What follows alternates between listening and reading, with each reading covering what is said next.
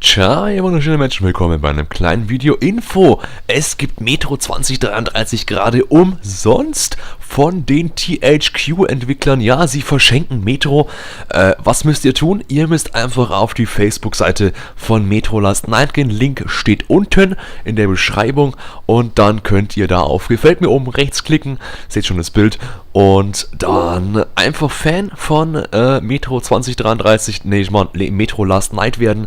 Dann könnt ihr das Spiel kostenlos runterladen. Ihr bekommt dann den Key, den Code gleich von der Seite.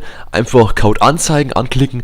Dann steht da der Code, den könnt ihr in Steam eingeben und dann bekommt ihr Metro 2033 umsonst, meine Damen und Herren. Ja, wunderbare Sache, finde ich, saugeile Aktion von THQ. Dankeschön THQ und Dankeschön fürs Zugucken. Wenn ihr Metro 2033 kostenlos, umsonst, völlig legal, wirklich wollt, dann geht jetzt einfach auf den Link unten in der Beschreibung, klickt auf Gefällt mir und werdet Fan von Metro und ladet euch das noch heute von Steam runter, kostenlos legal. Und wenn ihr 2 nehmt, bekommt ihr 3 umsonst. Dann bis zum nächsten Mal. Dankeschön und tschüss, ne? Danke dünn.